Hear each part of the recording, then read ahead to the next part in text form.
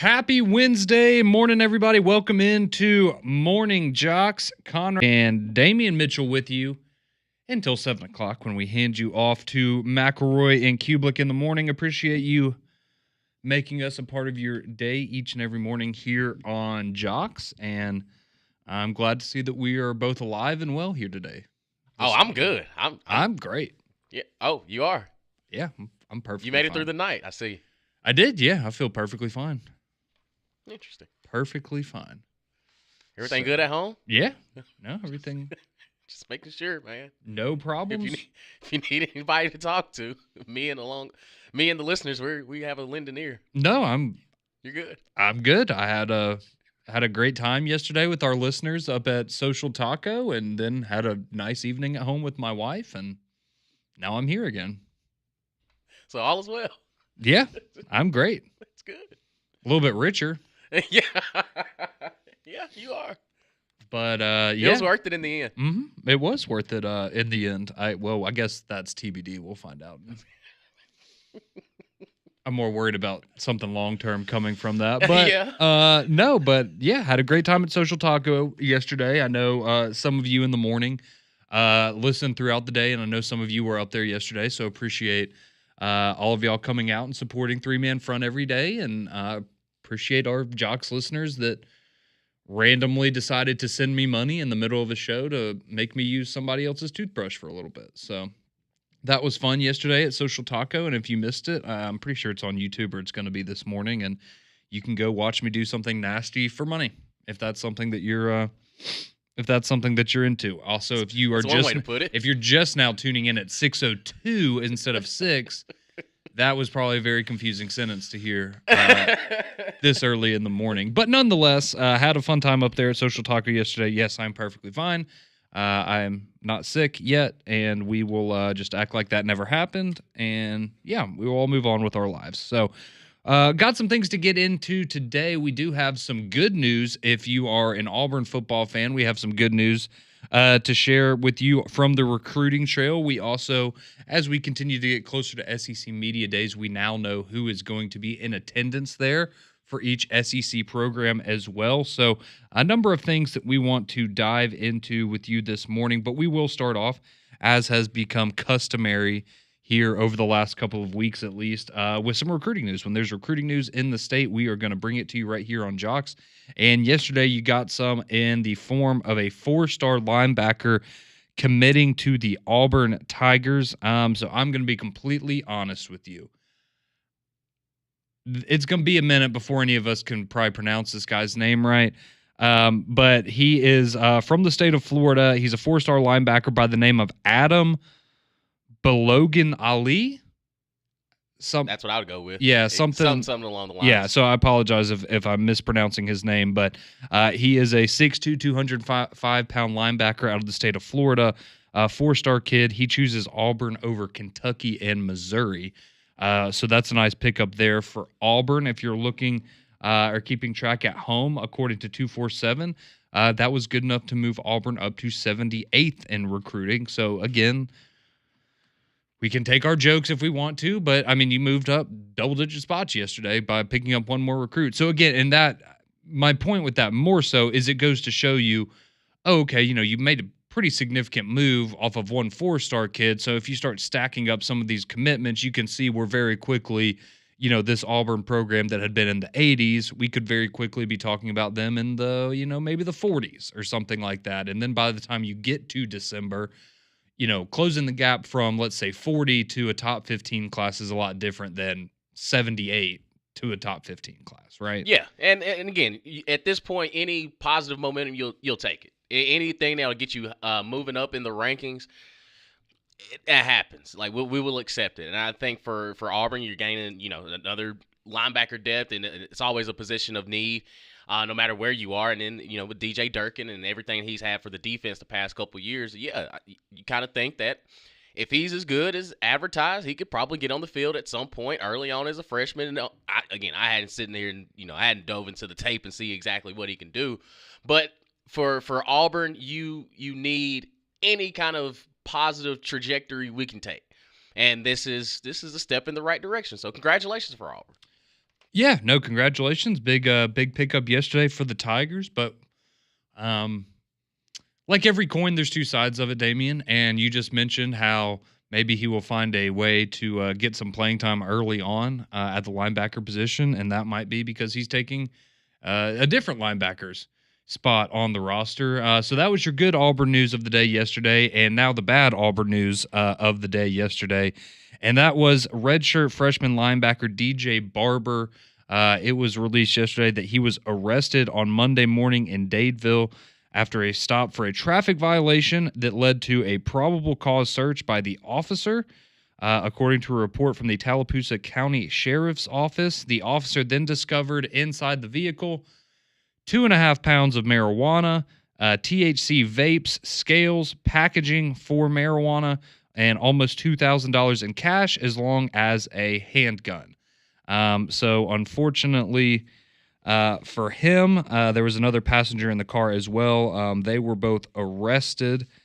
And so he was a freshman last year out of Clay Chalkville High School that had gone to Auburn and was somebody that they were very excited about. And so we will now see what the future holds for Mr. Barber and his time at Auburn, if it's a situation where he's going to maybe they'll handle it internally and he gets to stay on the team, or if this ultimately, leads him down a path where he ends up somewhere else.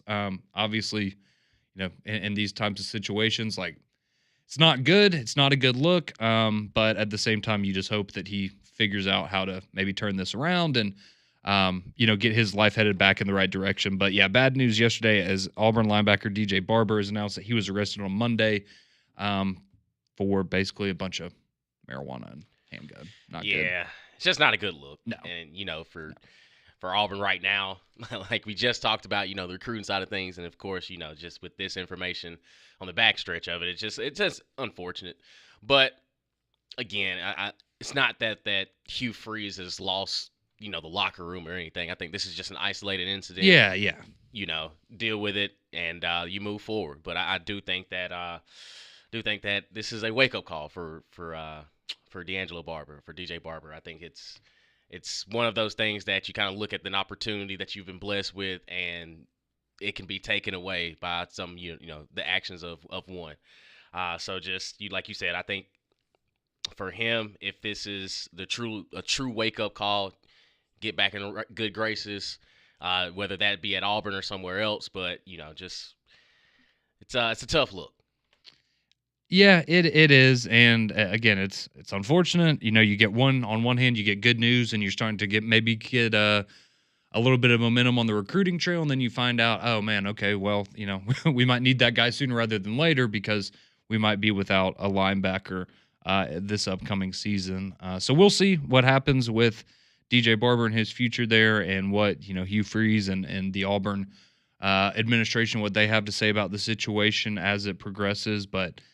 Some unfortunate news there coming from the Plains of Auburn and their football program there on a day where a lot of people were getting excited about recruiting. So that is that's your Auburn Tigers update. No more real news on the Alabama front right now as they continue to wait on the likes of Tank Jones and others, but obviously they've put in a lot of good work over the last couple of weeks. So not anything expected over the next couple of days, but we will see what goes on as we continue in the recruiting season with Alabama and Auburn. But something that's coming up now just 5 days away is SEC Media Days over there in Atlanta, Georgia. And one of the things that I always am interested to see, and I think, all of us that go over there every year are, who are the players that are going to be chosen to represent the different schools? Because in a lot of cases, right, you can – I don't think anybody's going to be shocked to find out that Arch Manning is going to represent Texas, and he's going to be one of those players, right? But, especially for Alabama and Auburn, I think it's very interesting. And going in, in a situation like this year, right, where, you have new quarterbacks coming in for both. Ty's been in the Alabama program, Jackson Arnold transferring in for Auburn, but you have new faces there. Do you give them an opportunity to kind of get in front of the media for the first time heading into the season? It's just very interesting to how those decisions are ultimately made for me. But now we know for Alabama and Auburn and the other schools who is going to be in attendance. So for Alabama, you are going to have Tim Keenan, Deontay Lawson, and Caden Proctor.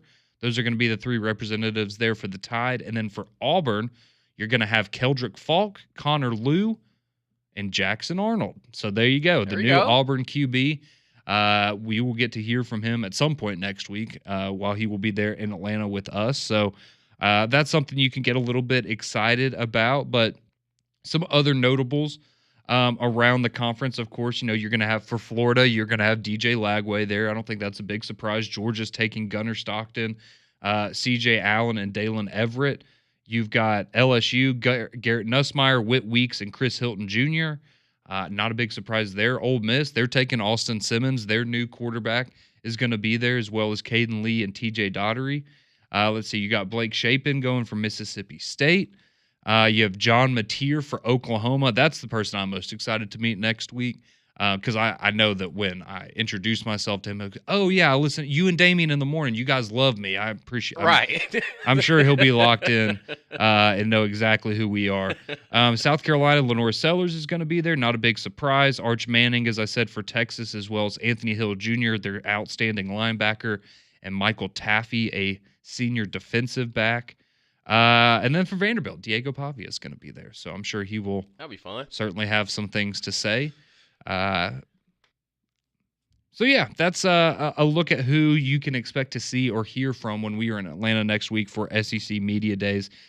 So, again, quick recap. If you are just joining us, Alabama and Auburn, their representatives, Alabama, Tim Keenan, Deontay Lawson, Caden Proctor. Auburn, they're bringing Jackson Arnold, Keldrick Falk, and Connor Liu to Media Days in Atlanta next week. So, going to be really fun as we hit the ground running in Atlanta on Monday and bring you all the latest right here on news yesterday. And I know we're just now getting ready for football season, but something that's going to happen, I guess, in the middle of football season.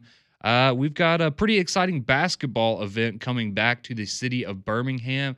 And whether you're an Alabama fan, an Auburn fan, or a Samford fan, you're going to have something to get excited about. So we'll give you all the details on that next.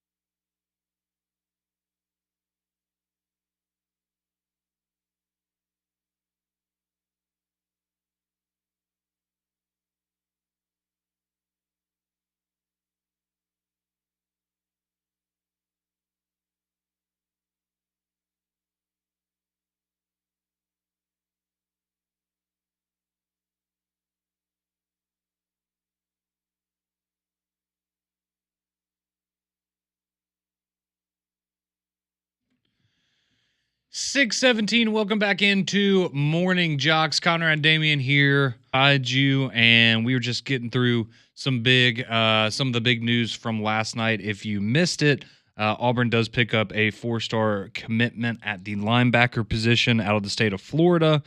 So some good momentum there for Auburn recruiting-wise, but unfortunately, redshirt freshman linebacker DJ Barber announced that he was arrested on Monday. So a bit of good news and bad news there as far as it revolves around the Auburn football program. But we do have exciting basketball coming up in the city of Birmingham in October. So this was announced yesterday. So if you remember last year, you had I think they called it Bama in Boutwell or something like that, where you had the preseason matchup that Alabama played in there ahead of their basketball season last year. And so now they have taken that event and they are expanding it and calling it the Ballin' in Boutwell event. So that is now going to include not only Alabama, but also Auburn and Samford. So this was announced yesterday in partnership with Nike and Hibbett Sports. So starting October 13th, so you're going to have Samford versus Alabama A&M on October the 13th at Boutwell Auditorium. Then on October 15th, you're going to have Auburn taking on Oklahoma State and men's basketball on the 15th. And then on the 16th, you're going to have Alabama and Florida State. So fresh off of the gridiron and their matchup to kick off the football season, they're going to play preseason basketball. And for the Alabama FSU game, that's going to be they're going to play the women's teams earlier in the day, and then they're going to have the men's teams play at night. So those are all coming up in October. You can go get tickets right now. I was just looking this morning. Looks like the cheapest ticket you're going to be able to find for Alabama and Auburn is around $65. So it's not terrible. No, not too shabby. And obviously, if you want to get closer, there's some fairly pricey tickets there. Maybe I'll use my toothbrush money and take me and Paige, and we can go to the Alabama-Florida State game. But that's going to be an exciting event coming up in Birmingham. So I know a lot of you, again, I know we're looking forward to football season, but you might want to go ahead and start planning for this because I imagine tickets will sell pretty quickly. And I know a lot of us going to be very excited. And who knows, based on Auburn and Alabama's football seasons, you might want it to be basketball season by October 15th. So we'll have to wait and see there. But yeah, that should be a big time. Yeah, it should be, and then you can make a weekend out of it. If you coming into Birmingham, you land on Thursday, you can catch Alabama basketball, and then on Saturday, you got the third Saturday in October. That's right. Welcome on Tennessee. That's right. So it should be a big time there at Boutwell Auditorium. And again, if you want to go check it out, you can go. It is ballinandboutwell.com. That's where you can go and buy tickets and find more information if you are so inclined. We do have to talk about the Braves quickly from last night. Braves lose to the Athletics 10-1, and I know a lot of you probably going, oh, okay, well, that's business as usual, but it's the way that they lost last night. So it was ugly from the jump for Atlanta last night. So this is how your first three, so you go through the top of the first inning, you don't get anything going offensively. You get to the bottom of the first, the A's come up to the plate. This is how you started the game, Damian. Inside the park home run, hit batter, 2-run home run. So after 3 batters, you're down 3-0. You've given up. The A's hit an inside the park home run on the first pitch of the game. The first pitch of the game. That's terrible. Yeah. So that's terrible. Anyways, and kind of wild. So they hit an inside the park home run on the first pitch of their game, and then you had the Giants and Phillies that ended in the Giants in a walk-off inside the park home run, which you. I think that was the first time in almost 10 years that had happened. So anyways, just kind of a crazy day there. But anyways, the Braves give up 5 runs in the first inning. Then you give up a grand slam in the second inning, so it's 9-0. And then you give up another home run later to make it 10-0. Eli White would hit a solo shot, make it 10-1. But Didier Fuentes, who was recently called up for the Braves, it's been rough for him, man. 1 inning, 5 hits, gives up 8 earned runs because they brought him back out. He put some guys on base before the grand slam. His ERA now 13.85. Wow. That is bad. That's disgusting. That is, that is not good. So, unfortunately for the Braves, they lose big time last night, 10-1. So, they're now 39-51 on the season. But I guess the good news is a lot of you probably didn't watch it because they're on the West Coast and it didn't start until like 9 o'clock. And that is the same case tonight. You're going to get a 9:05 first pitch. So, I think a lot of you just going to take this as an opportunity to maybe miss that one. And it's tough. It's tough kind of watching the Braves deal with this stuff because now I mean that's not like I'm a Braves fan or anything, but it is kind of fun whenever the Braves are rocking because people they chirp and they get excited. But it is kind of upsetting because when you talk to Landrum, he's kind of just, yeah, it's the Braves. And I'm like, man, where's all? Because in Choptober, they never have these kind of conversations. Like when it's September, I mean, it's all over the place. But it does feel like this season has been one of a lot of misfortune. And, to start the game off with an inside the park home run, it kind of just gives you an example of how the season is going for the Atlanta Braves. Very fitting. Yes, very. I don't know if you would say it's poetic, but it is very fitting, nonetheless. I mean, we lost to the Marlins. Hey, the Marlins are pretty good right now. They're playing really good baseball, actually, over the last month, if that makes you feel any better. I do, right? It doesn't. But, Yeah, well, I tried. Let me ask you this. Is there and there is a right answer to this question, but I'm not going to reveal it if you don't get it. Is there an SEC fan base that reminds you of the Braves fan base?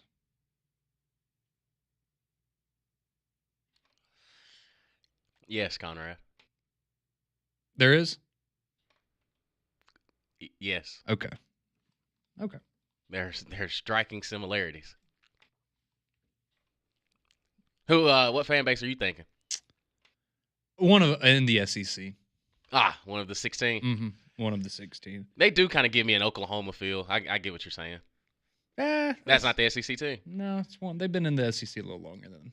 Arkansas Oklahoma has been. Arkansas. We're getting closer. We're getting closer. But yeah, hard not to notice the similarities sometimes. I will just leave it at that. Let's go to the phone lines real quick. Our buddy Don is on hold, wants to talk about the Auburn recruiting news from yesterday, I am sure. How are we doing, Don? The better question is, how are you? You okay? I'm great. I am $225 richer, and my wife didn't make me sleep on the couch last night, so we're doing all right. There you go. Well, I hope you saw my Facebook. I did. Thank you for sharing the wonderful videos of me brushing my teeth. I had to send the video out to everybody, buddy. I don't blame you, Don. I don't blame you. So what did you think about how excited are you about your new 4-star linebacker? Can you pronounce his last name for us? No, buddy. Everybody on the Auburn message board is just calling him Goon. Okay, that'll work. All right. But yeah, I watched his announcement last night. Everything, and Damon, he played a lot of receiver too. Looked pretty good at receiver. Yeah, y'all got plenty of them. That he's needed at defense. He's needed on the defensive side. You got plenty of receivers. Oh yeah. There's only one football. Yeah, but my linebacking core this year is pretty set. Robert Woodyard and Riddick will probably be our two linebackers, and then we'll have a couple of good edge players. And I think you said that Pop was going to the media days, right? Yes, he is. Yep. Yeah, he's listed as a first round top pick 10 NFL. Yes, sir. Mm-hmm. Yes, sir, buddy. And I think we got to have that. I think I told Damien about him yesterday. We got a transfer edge rusher on the other side, and a guy with the last name of Murray. I forget where he transferred from, though, but it's supposed to be pretty good. Well, you feel like you have the momentum now on the recruiting trail, or this was the first, domino to fall maybe for you guys? Yeah, a little bit. And I think I told you this yesterday. There's a good article on the Auburn on 3 site from one of the guys about the next 5 people that we could possibly get. I believe the next one is going to be a kid from Jackson, the other linebacker. You've talked about him before, Jaquez Wilt. Yeah. Yeah, no, that would be a big one. But I tell you what I did, Conrad. I went and looked at the you know how they do the average ratings on recruits? Yes. Okay. If you go by that, and Damien's probably going to laugh at me. If you go by that, Auburn's a lot higher than what they are now. Auburn's about like right around 29 or 30 if you go by that. Yeah, if you look at the rankings, I think y'all are average. It's like 89 point something would be your player average. Yeah.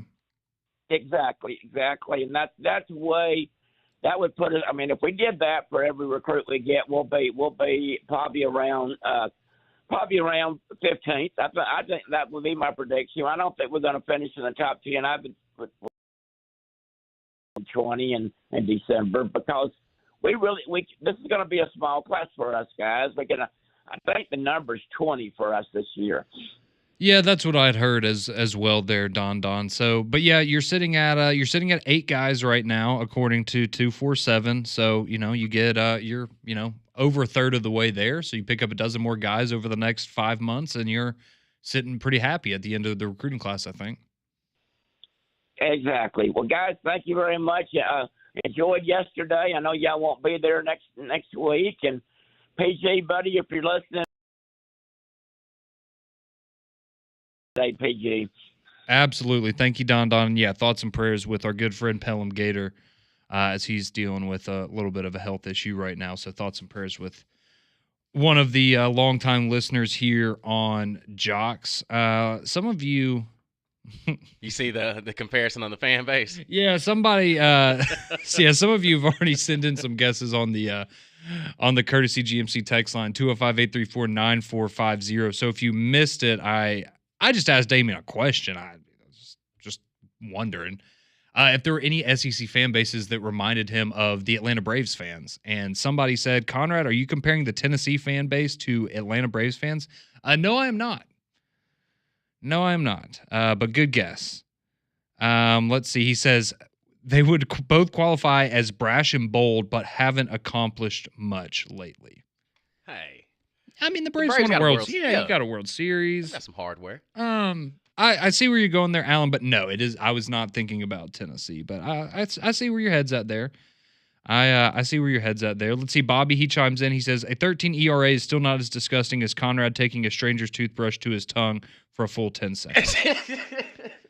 That's fair. I can't argue. I can't really argue about that.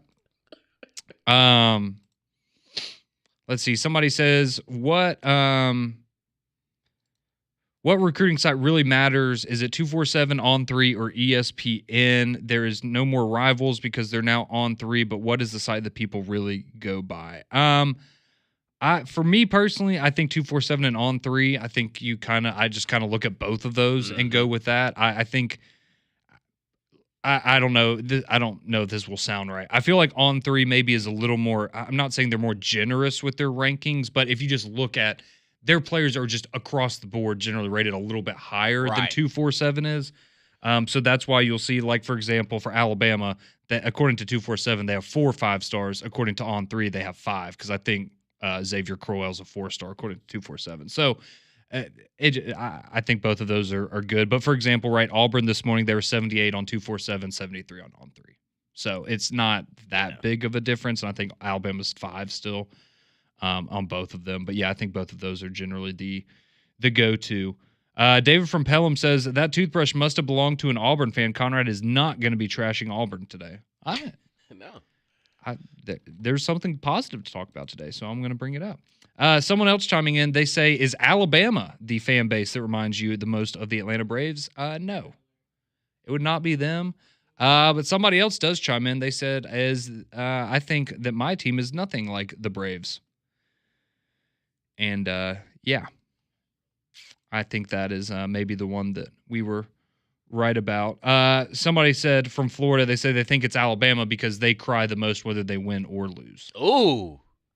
Dang, Conrad. That's a personal shot, isn't it? I was going more the route of when their team's not winning. So we have more to get into here on Morning Jox. We'll dive into a little bit of what happened at Big 12 Media Days yesterday as it involves the college football playoff, and we'll take a look and make our best guesses of which teams we think could make the college football playoff for the first time ever this upcoming season. That's all next on Morning Jox.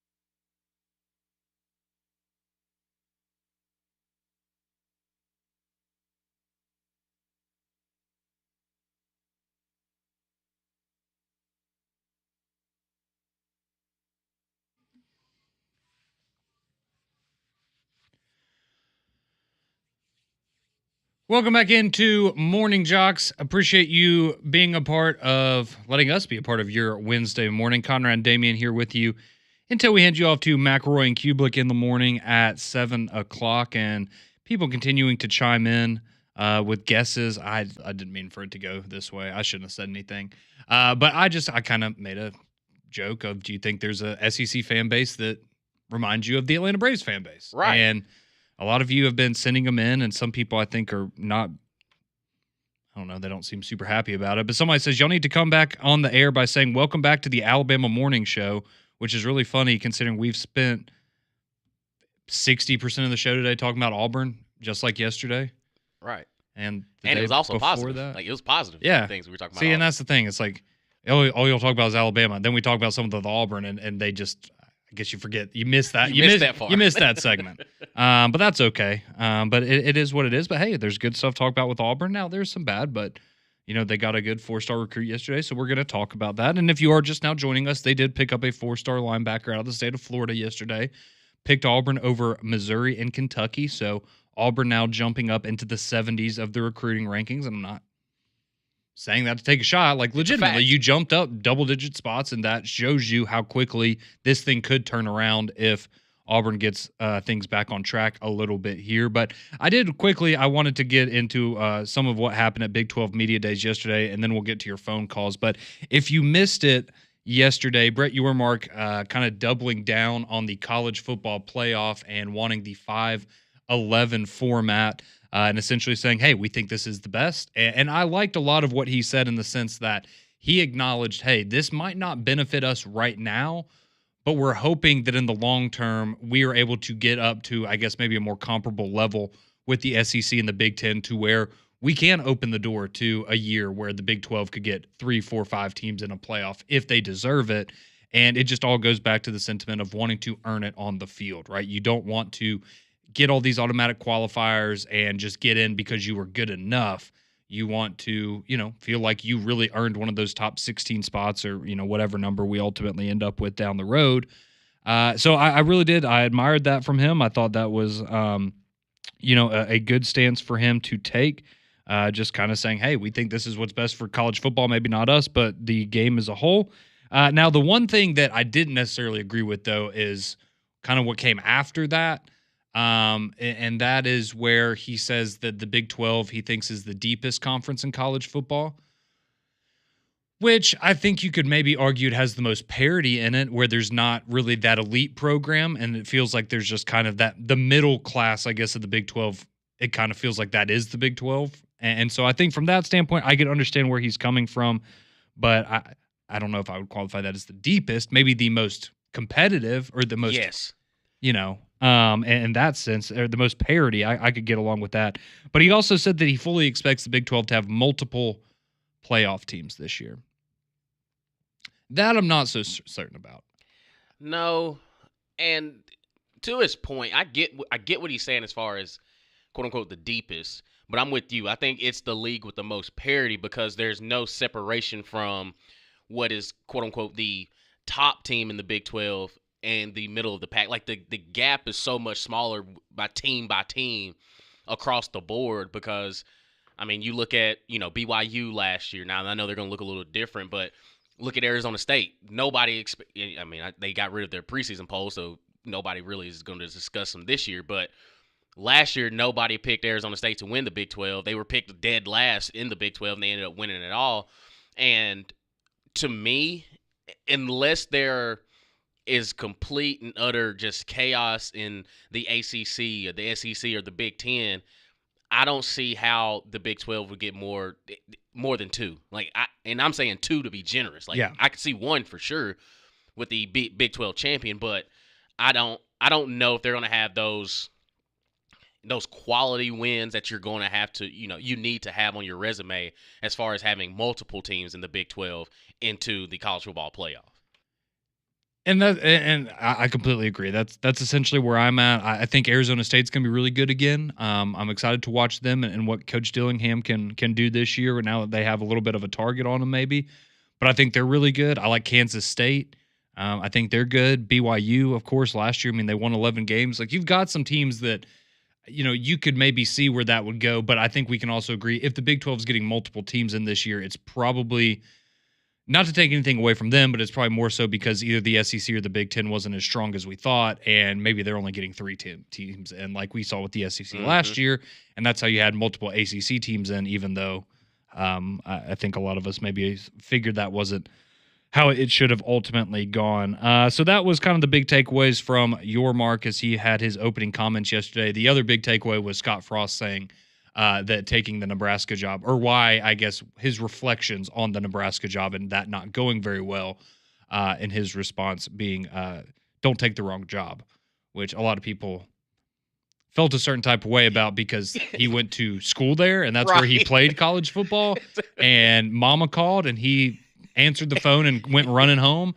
And now he's looking back and going, "Oh, that was just the wrong job." Then why'd you take the job? Why'd you take the job? Like, hindsight's always 20/20, but bro, you bleed Cornhusker red. Like this, what do you mean it's the wrong job? You know what it's supposed to look like. You know what it's you supposed knew to what be. you're getting yourself into. Was it? Yes. You weren't taking over for, you weren't taking over Alabama or Georgia in their prime. You knew what you were. You were back at the house. Yeah.